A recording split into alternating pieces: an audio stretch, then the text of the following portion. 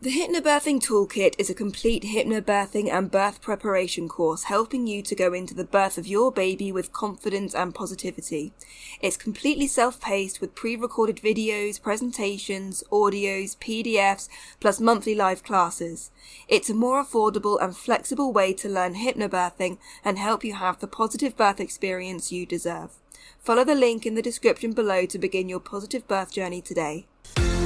Hello and welcome to the Bell Mama Hypnobirthing and Positive Birth podcast. My name is Ellie Waddington. I'm a hypnobirthing teacher, antenatal instructor and positive birth coach, and I'm here to help you go into the birth of your baby with a positive mindset. Every week I share my top tips, advice and amazing birth stories to help you go from fearful and anxious about your birth to positive and confident. Make sure you hit the subscribe button and let's get into this episode.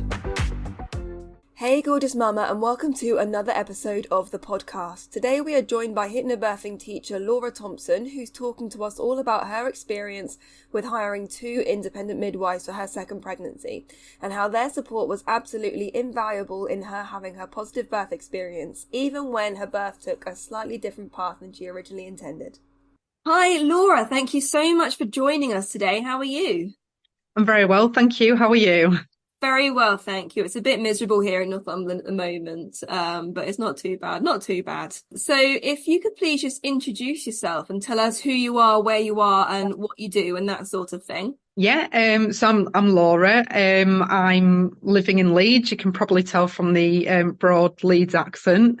And I am a hypnobirthing teacher. I've been a hypnobirthing teacher for 5 years.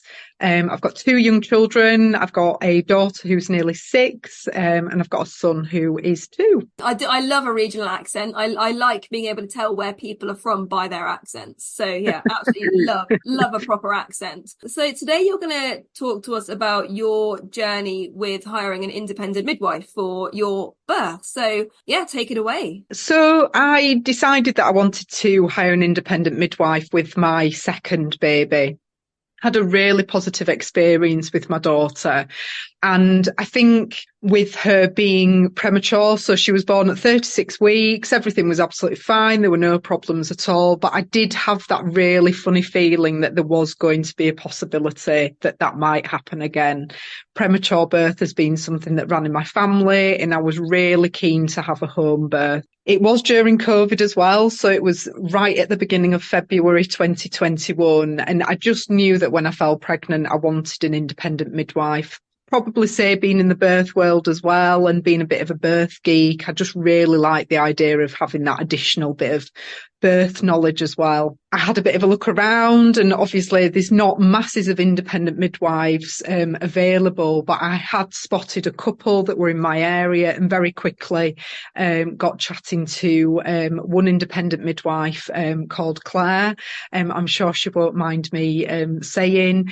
And we just got on really, really well. They came to my house. I was probably only about 4 weeks pregnant at the time. And they just came over to the house and we just had a really good chat about what I was wanting from a birth experience.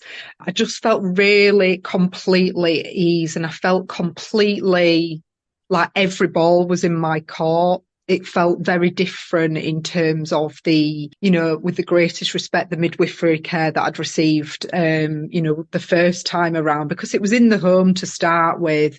And I just felt like I could really open up and be really completely honest about my worries, my anxieties from the day dot, really. And I signed up with them pretty much straight away after that meeting. So as I say, I was only probably, very, very early on in my pregnancy at that time. And they were very good in the fact that I was moving house twice during that pregnancy. And they were very happy to kind of, move along with me as I was going. So the support that I received from them was absolutely amazing. I came from kind of a background of having quite severe medical anxiety, and it did rear its ugly head a little bit during my second pregnancy. And I don't think that COVID helped with that particularly. And the support they gave me, it was just what I needed. They were able to come to the home. They came to the home every 2 weeks. They did all of my checkups, had all of my blood tests done at home. That was always something that I was particularly anxious about having in a hospital. with it being COVID, it meant that I was going to have to go and do that alone. But no, they did it all for me, kind of liaised with the NHS about getting the results and everything. And they just became part of the family. You know, they helped themselves to a cup of tea. We had a really good laugh. We made loads of jokes about the dog. I just felt really comfortable and really safe in that pregnancy. And it's because I just felt like I could just have those people there who connected with me throughout the entire experience. So yeah, they came round and did the appointments on a regular basis. I was still quite keen to engage with the NHS in terms of scans and things like that. So they kind of worked together. So my independent midwives, they would chat with the NHS about any of my results, and all of the information would essentially kind of come from them as opposed from the NHS. And I just felt that continuity made a big difference to my mental health. You know, it was COVID. We were moving house twice. There was an awful lot going on during that time. And I think they really made quite a significant difference with that. Unfortunately, at the time, they weren't able to, and I think it was kind of like a national thing. Quite a lot of independent midwives were struggling to get insurance to actually support at-home births. So some people were obviously engaging back with the NHS for their actual home birth. Some people were choosing not to. And I made the decision that I wanted to kind of have the NHS midwives attend William's home birth. So we started putting the plans in place for all of that. And sadly, I became quite unwell towards the end of William's pregnancy. I wasn't entirely sure what was going on, couldn't really pinpoint it at the time. I did have to go into hospital quite a few times for scans and things, and we never really got to the bottom of what it was. But I was diagnosed with ICP, which I cannot remember how you pronounce it off the top of your head, but it's essentially cholestasis in pregnancy, which has an impact on the liver. And that complicated things quite significantly. That meant then that I was getting quite a lot of consultant phone calls, which again, my independent midwives were involved in every single phone call. They were able to look at evidence. There's not a lot of evidence about ICP. There's not a lot of data out there, but they were just able to recite it bang, bang, bang. And just having those kind of, I get quite, emotional kind of, I was in this room right by me when we were having those phone calls. I just felt like that they were on my side all of the way. Obviously the consultants at the time, they were particularly keen for me to birth my baby in hospital.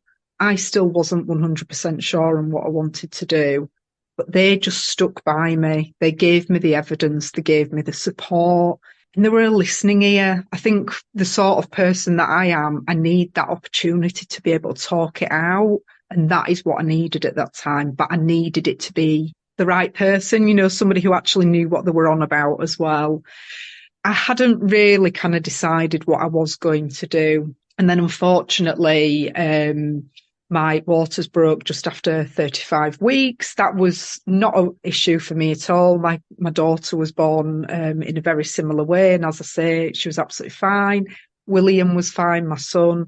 But at the time, I wasn't aware, but I'd started with gallstone attacks in labour. So that's when I then made the decision to call in for a cesarean. And that meant quite a significant change in terms of the care that I was receiving. That then meant that obviously the independent midwives weren't at the time able to come into the theatre. COVID kind of had a significant impact on that, certainly like for so many other people who had their babies during that time as well. But they were there on the end of the phone, not only for me, but for my husband, Craig, as well. It was a really emotional time.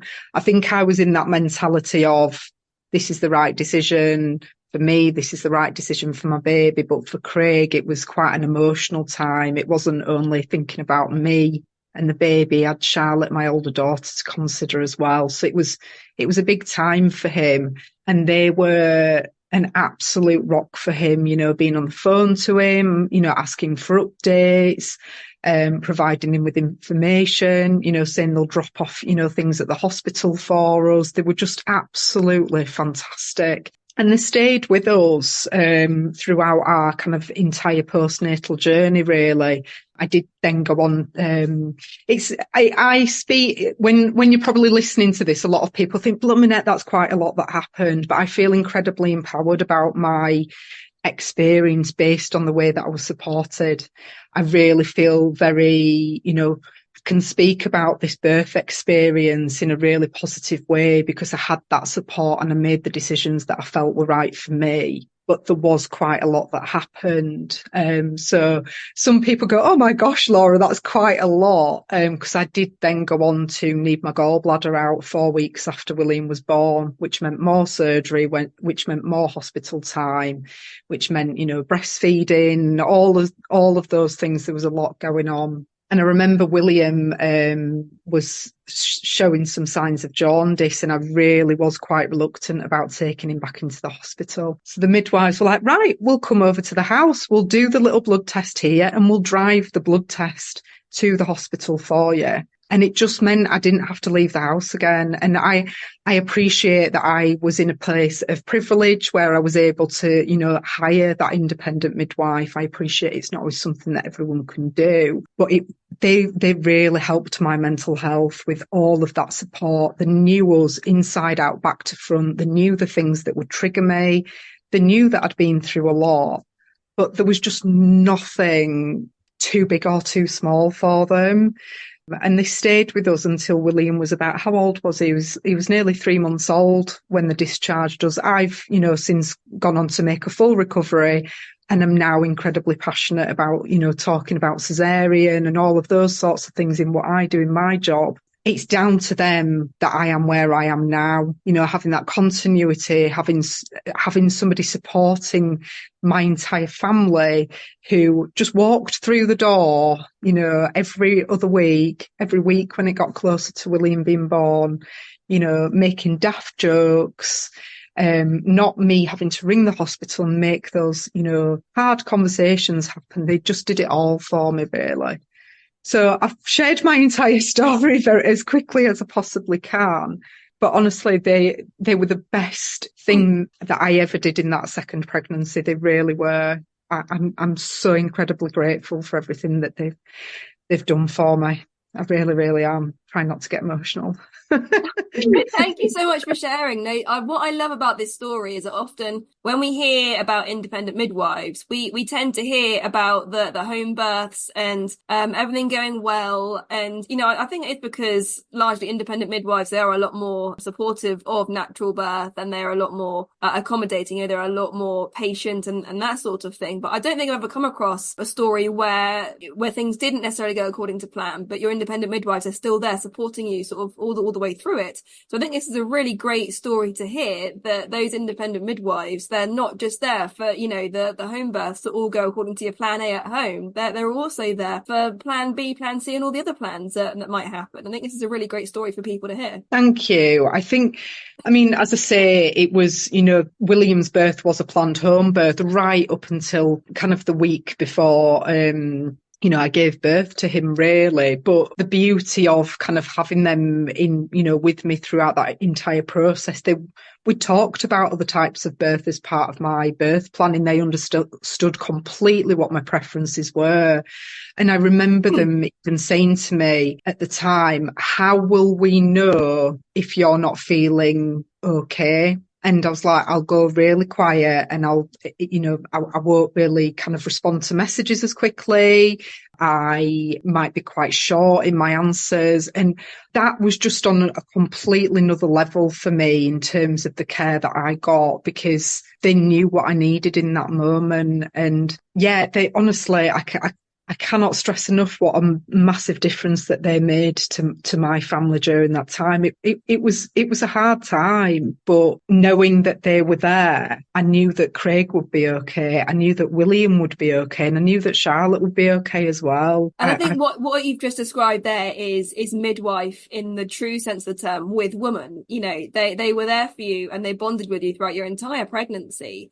And I think that's something that we really miss when we book in with NHS midwives. midwives, because you can have several different midwives throughout your pregnancy, and then you don't know who's going to be there at your actual birth. Whereas with your independent midwife, you build up that bond all the way through your pregnancy, and you know exactly who's going to be there supporting you, and they know you, they know what you're like, they know your family, and that's what you're getting. Yeah, definitely. And, we all kind of want the same thing, don't we, when it comes to that kind of continuity when it comes to the NHS. And as I say, I know that I've come from a place of privilege in being able to kind of, hire an independent midwife. And I really wish that it was something that was available to everybody. And, it's a separate conversation, but that continuity makes a significant difference to you, because you need it. You need that support, particularly when you're feeling very vulnerable.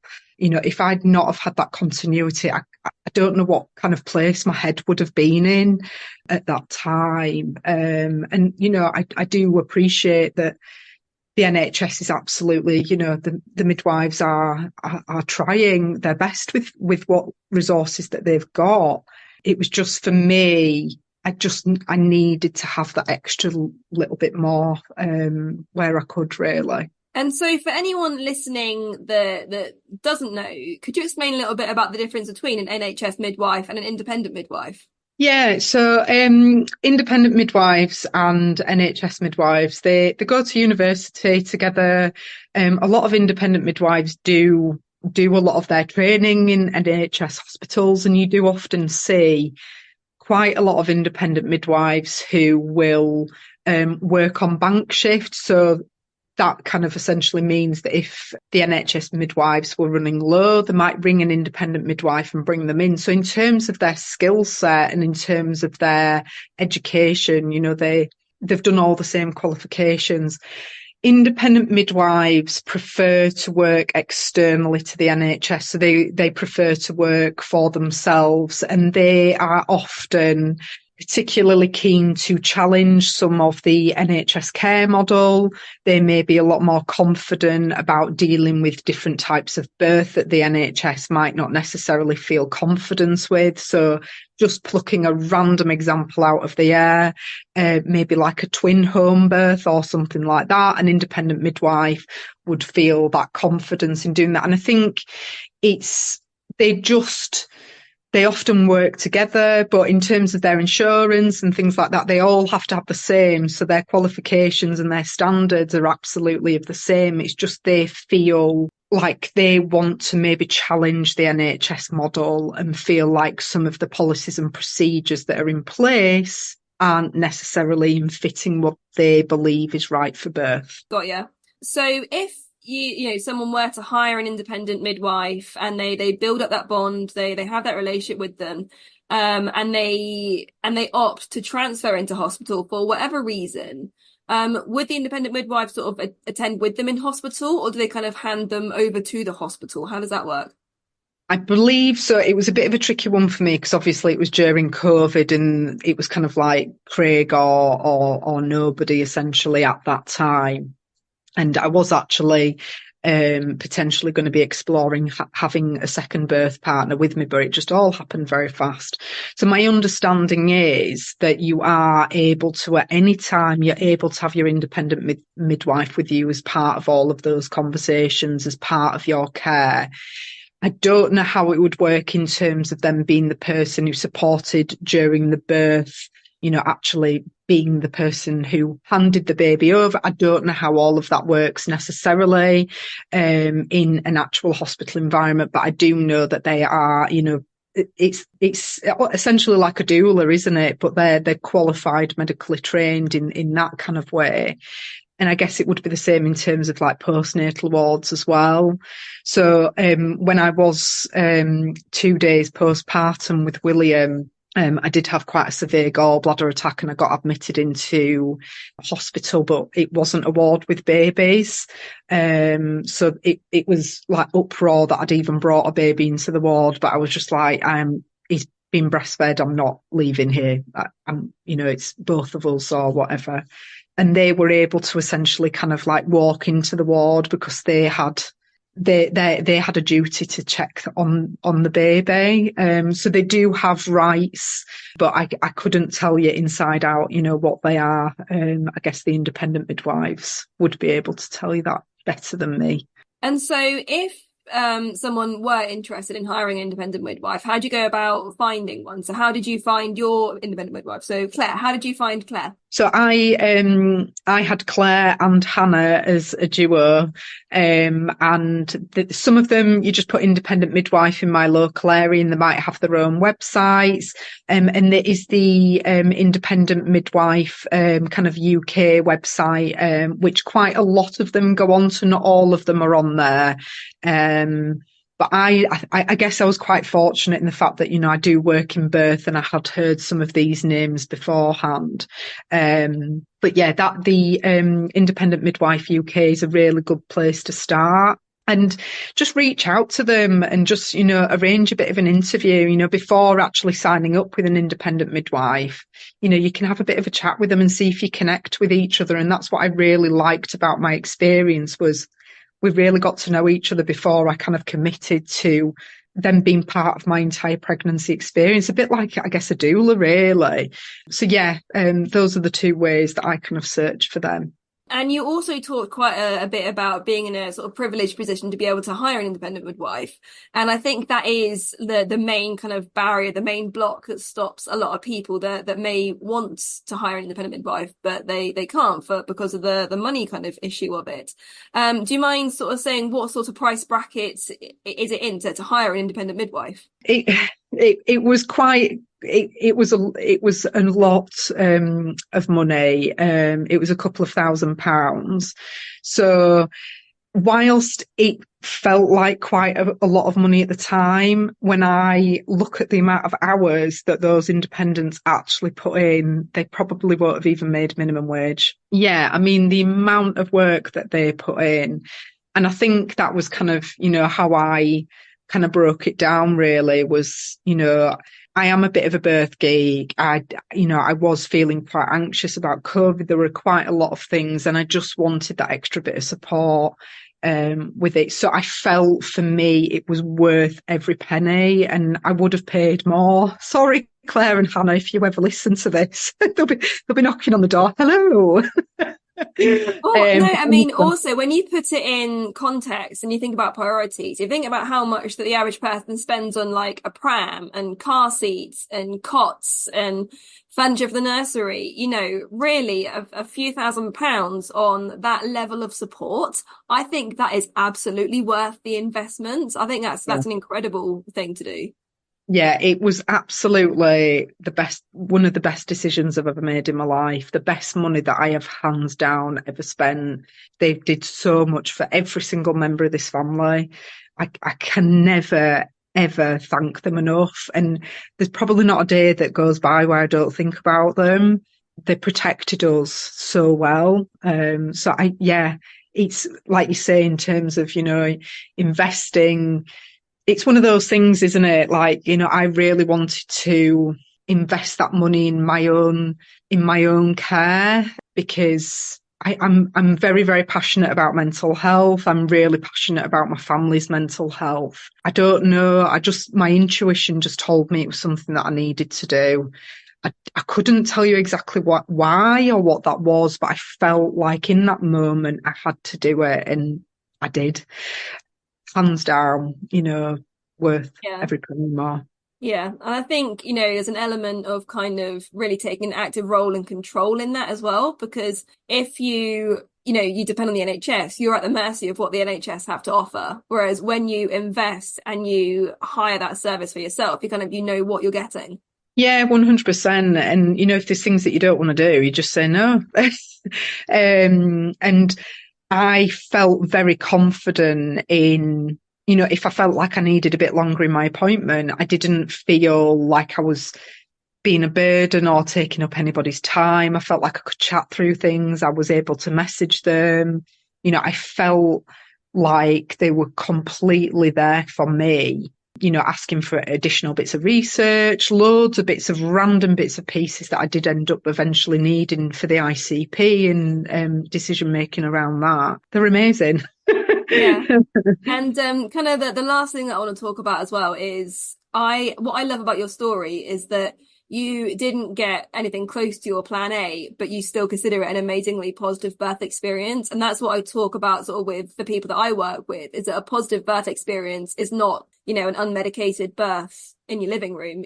A positive birth experience is when you've been in control of your choices and you feel supported. And that's exactly what happened with you. And you came away feeling like you'd been in complete control of that. You were confident in your choices and you still felt empowered, even though you had lots of twists and turns in your journey. Yeah, it was not the plan that I wanted to kind of go for at all, but I wouldn't change it for anything.